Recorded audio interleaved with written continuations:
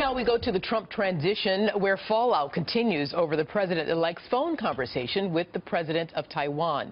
The phone call stirring up tension and concern for China.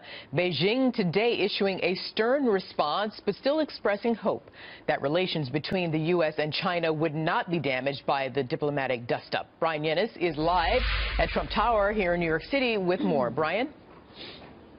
Good evening, Arthel. Well, look, President-elect Donald Trump is defending this phone call as congratulatory, while also suggesting and downplaying the notion that this is somehow controversial by suggesting that it was the polite thing to do, noting that we sell some $45 billion worth of arms with Taiwan since 1990. In the tweets last night, Trump tweeting, "The president of Taiwan called me today to wish me congratulations on winning the presidency. Thank you. Interesting how the U.S. sells Taiwan billions of dollars of military equipment, but I should not accept a congratulatory call." Now, the Trump transition team says Taiwanese leader Tsai Ing-wen called to offer her congratulations. The call was planned. They spoke about the close economic, political, and security ties that exist between Taiwan and the United States.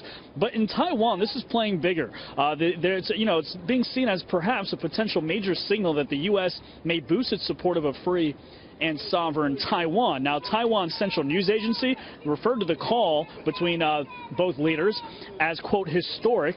They said the two spoke for roughly 10 minutes about establishing a closer cooperative relationship.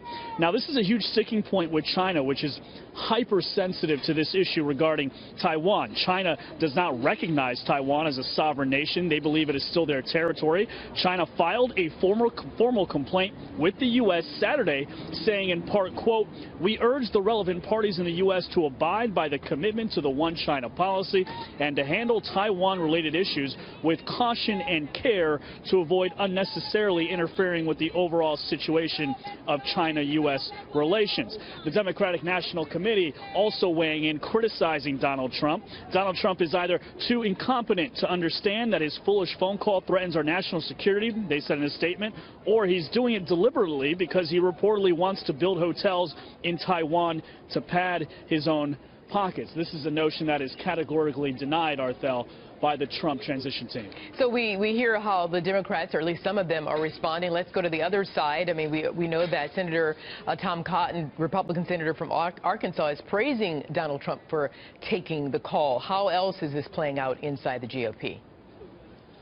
That's right. We're seeing overall, we can see the Republicans are responding pretty positively to this. You saw the senator from Arkansas. You mentioned that, Tom Cotton, Arthel. He said that, quote, that this phone call reaffirms our commitment to the only democracy on Chinese soil. But interestingly enough, others like former George W. Bush Press Secretary Ari Fleischer put the phone call in perspective by tweeting, quote, "Uh-oh, I wasn't even allowed to refer to the government of Taiwan. I could say government on Taiwan. China will go nuts." Ari went on to say that he doesn't mind this more aggressive stance as long as President-elect Donald Trump realizes what he was getting himself into and that this was all part of a more aggressive strategy when he did this. Arthel? Okay, Brian Yennis outside there, Fifth Avenue, Trump Tower. Thanks, Brian.